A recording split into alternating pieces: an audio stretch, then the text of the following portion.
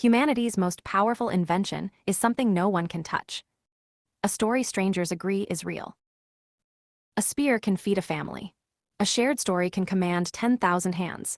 It can make people who have never met build a monument, obey a king, accept a coin, or die beneath the same flag.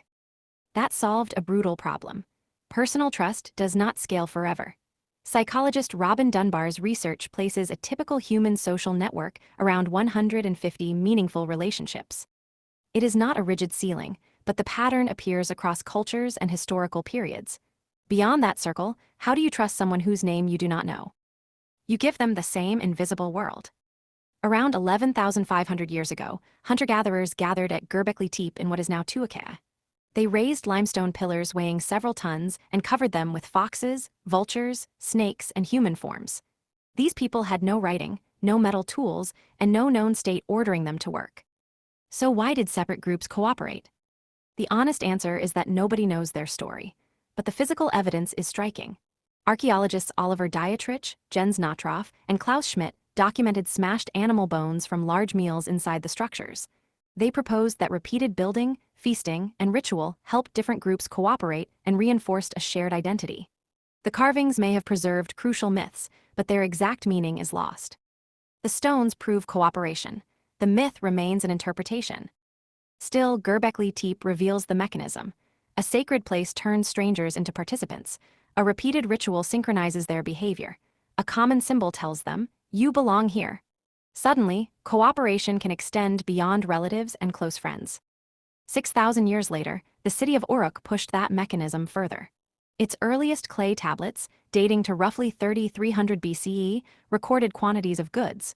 One surviving tablet probably tracks grain distributed by a temple. Cylinder seals pressed into clay worked like signatures. Think about what changed.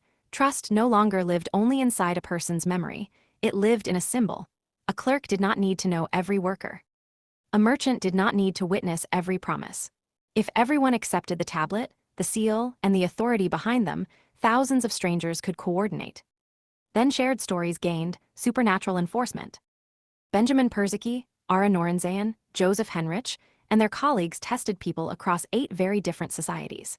In economic games, participants who described their gods as more knowledgeable and punitive tended to allocate more fairly toward distant strangers who shared their religion. That does not prove gods created civilization. It suggests that belief in an unseen watcher can widen cooperation beyond the local group. But the same power has a blade on both sides. A myth can turn a stranger into a brother. It can also turn a neighbor into an enemy. The symbol that organizes a harvest can organize an army.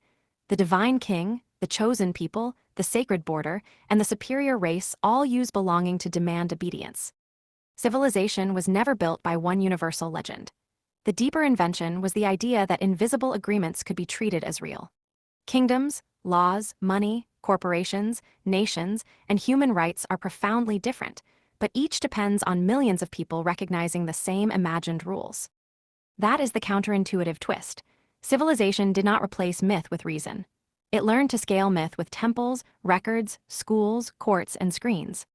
The phone in your hand was assembled by strangers, financed through symbolic money, protected by written laws, and delivered across national borders. Almost none of it works through personal trust. It works because people you will never meet believe in enough of the same systems. Humanity's most powerful invention is still something no one can touch. A story strangers agree to make real.